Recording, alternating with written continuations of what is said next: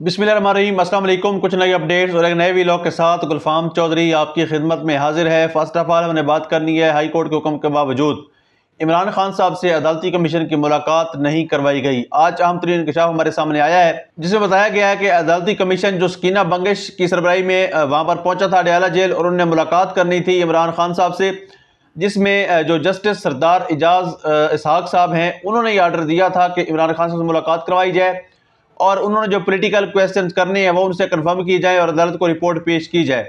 मैंने इस पर पहले भी ये बात की थी कि अदालतों की बेतौकीरी इतनी ज़्यादा हो चुकी है और अदालतों ने खुद अपने पाँव पर इस तरह से कुल्हाड़ी मारी है कि अब उनका कोई भी अखलाकी और कानूनी जवाज़ बचा ही नहीं कि अपने जो उनके अहकामात हैं उनके ऊपर अमल दरामद करवा सकें। तो यकीनी तौर पर जो सूरत हाल है वो बड़ी अनफॉर्चुनेट है, और उस सूरत हाल में अगर हम देखें तो अदालतों ने जिस तरह से अपनी बेतौकीरी करवाई है, जिस तरह सुप्रीम कोर्ट में एक जो इंतहाई नीच आदमी बैठा हुआ था काजी फैज ईसा, उसने जिस तरह से अदालती साख को बर्बाद किया और अदालती साख में सबसे आम पोस्ट होने के बावजूद भी आइन के लिए, कानून के लिए, सुप्रीम कोर्ट के लिए उस बंदे ने कोई एक्शन नहीं लिया, बल्कि उसने सुप्रीम कोर्ट को ताकतवर लोगों के न सिर्फ गोद में बिठाया बल्कि उनके कदमों में लिटा दिया और ख़ुद भी उनके तमाम तर अहकामात की बजावरी लाते हुए तमाम तर सैनिटेशन जो थी उनके साथ करते रहे, तमाम तर उसकी सहूलतकारी से आइन पर, कानून पर, इस मुल्क के तमाम तरह अखलाकियात पर न सिर्फ हमला जारी रहा बल्कि आम जो ह्यूमन राइट्स हैं उनकी वायलेशन भी उरूज पर थी। लेकिन वो बेशरम बेहया आदमी एक दफ़ा भी उसने कोई मजम्मत नहीं की, एक दफ़ा उसने इस बात पे कोई नोटिस नहीं लिया, बल्कि उसने हमेशा से अपनी अदालती जो बेतौकीरी है वो करवाई है। इन अदालत की तौकीर उसने बुरी तरह से खाक में मिलाई है। तफसीलात के मुताबिक सुप्रीटेंडेंट अडयाला जेल अब्दुल गफूर अंजुम की मौजूदगी में अदालत ने कमीशन की मुलाकात का हुक्म दिया था। ज़राए ने दावा किया कि हफ्ते के दिन कमीशन 3 घंटे अडयाला जेल के अंदर रहा। कमीशन को सुप्रीटेंडेंट अडयाला के मुतल्लिका ऑफिस में इंतजार करवाया गया। ज़राए ने दावा किया कि कमीशन के अदालती हुक्म के बावजूद बानी पीटीआई से मुलाकात नहीं करवाई गई। मिशाल यूसुफ जई पाकिस्तान तहरीक इंसाफ की वकील हैं या नहीं, कमीशन के बानी पीटीआई से मुलाकात में पूछना था। बानी पीटीआई की अदालत में जमा कराई गई लिस्ट के मुतल्लिक भी कमीशन ने पूछना था।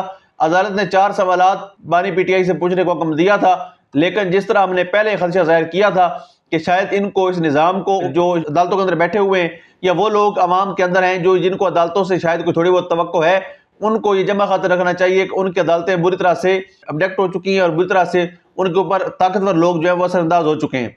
अब किसी तरह से असूल इंसाफ का रास्ता हमें नज़र नहीं आ रहा और हमें किसी भी सूरत नहीं लगता कि जो तहरीक इंसाफ के लिए कोई राहें इंसाफ की वो खुल पाएंगी, क्योंकि काजी फैज ईसा अपने जाने के बाद अपने जानशीन जो छोड़ गए हैं वो काजी फैज ईसा प्रो मैक्स हैं, और उनके होते हुए इमरान खान साहब को इंसाफ मिलना मेरा ख्याल है कि एक नामुमकिन की हद तक चला गया है। उसके बाद तहरीक इंसाफ का रद्द अमल सामने आया। दहशतगर्दी ऑपरेशन जो होना था वो पाकिस्तान तहरीक इंसाफ ने कहा कि चूंकि इसको अवामी हिमायत हासिल नहीं है तो पीटीआई भी इसकी हामी नहीं हो सकती। तर्जमान पीटीआई शेख वकास अकरम ने कहा कि अगर दहशतगर्दों के खिलाफ ऑपरेशन को अवामी हिमायत हासिल नहीं तो फिर तहरीक इंसाफ भी इसकी हिमायत नहीं करेगी। अब ये बड़ी इंपॉर्टेंट डेवलपमेंट है और बड़ी इंपॉर्टेंट स्टेटमेंट है एक ऐसे वक्त में जब मुल्क के अंदर अफरा तफरी है, जब मुल्क के अंदर दहशतगर्दी का नसूर बुरी तरह से इस मुल्क को डिस्टर्ब कर रहा है, मुल्क के अमन को तबाह बर्बाद कर रहा है, इस मुल्क का आम आदमी अपने आप को गैर महफूज समझ रहा है। एक ऐसी सूरत हाल में सेक्रेटरी इत्तलात तहरीक इंसाफ शेख वकास अकरम ने कहा कि आज की हुकूमत में जुल्म के खिलाफ उठने वाली आवाज़ को दबाया जा रहा है। आज अवाम फसादियत का शिकार हैं, हमने मजलूम की आवाज़ बनना है। इन्होंने कहा कि हमारे कैद जेली मुकदमात में 590 दिनों से कैद हैं। क्या आज का पाकिस्तान कैद आज़म का पाकिस्तान है? क्या कैद आज़म पाकिस्तान इसलिए बनाया था कि आज़ादी राय का इजहार ना हो? क्या पाकिस्तान इसलिए बनाया गया था कि फसादियत हो, आवाम को उठाया जाए? और साथ ही साथ उन्होंने जो पाकिस्तान तहरीक इंसाफ के वर्कर हैं हैदर सईद, उनको जिस तरह से उठाया गया, उन्होंने कहा कि हैदर सईद को अभी तक किसी अदालत या पुलिस स्टेशन में पेश नहीं किया गया। कानून मौजूद है, कानून के मुताबिक कार्रवाई करें। हमारे सोशल मीडिया टीम के कई कारकुन गिरफ्तार हैं, जिन सोशल मीडिया वर्कर्स को उठाया गया उनके अकाउंट्स बंद हैं। और यहाँ दहशतगर्दी बहुत बड़ा मसला है। जब दहशतगर्दों को मालूम हो कौम इकट्ठी है तो वो हमले नहीं कर सकती, और ये रियलिटी है कि जब भी हमारी फोर्सेस अवाम के बगैर लड़ने की ख्वाहिशमंद रही हैं, उन्हें पसपाई हुई है, उन्हें फतह नसीब नहीं हुई। जब भी उन्होंने अपनी अवाम को एतमाद में लेकर ये चीज़ें की हैं, एक्टिविटीज़ दहशतगर्दों के खिलाफ, तो हमेशा ये मुल्क की फोर्सेस जो होती हैं वो जीतती आई हैं।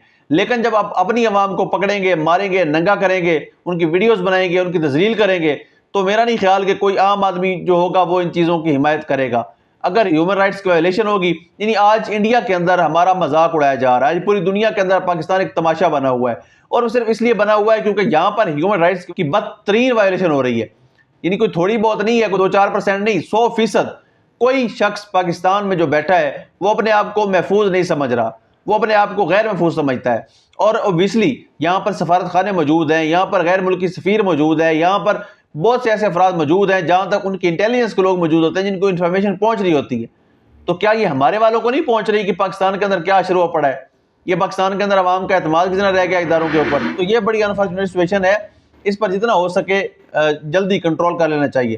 خیبر پختونخوا میں دہشت گردوں کے 3 حملے ہوئے ہیں، مزید پولیس کی بر وقت کارروائی ہوئی ہے جس سے وہ حملے ناکام ہوئے ہیں۔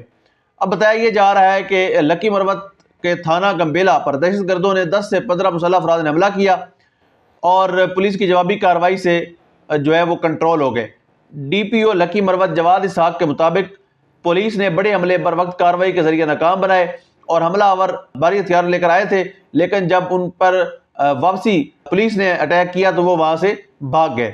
اب پشاور میں پولیس چوکی ملازئی پر دہشت گردوں نے دستی بم سے حملہ کیا، جبکہ پولیس چوکی بائی پاس روڈ پر دہشت گردوں نے فائرنگ کی جس کے نتیجے میں 2 اہلکار زخمی بھی ہوئے۔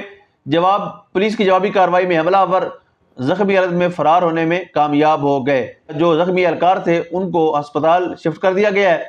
اس دوران بات کی گئی کہ جمرود ایف سی چیک پوسٹ پر شدت پسندوں نے حملہ کیا۔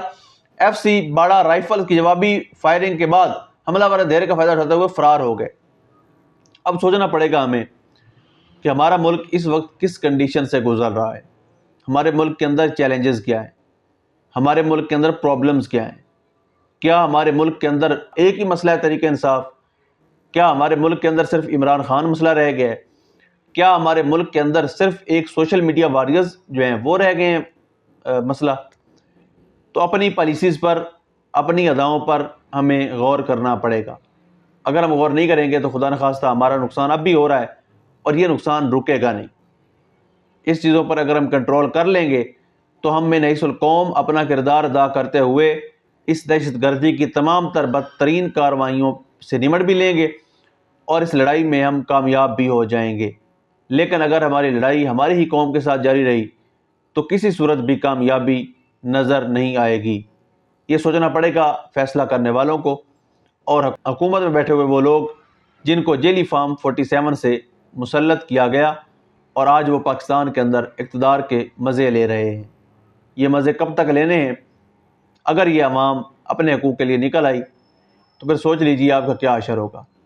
حسینہ واجد ہوں یا کوئی دوسرے تیسرے ہوں، ساری مثالیں آپ کے سامنے ہیں۔ اللہ پاک وطن عزیز کا حامی و ناصر ہو۔ پاکستان زندہ باد۔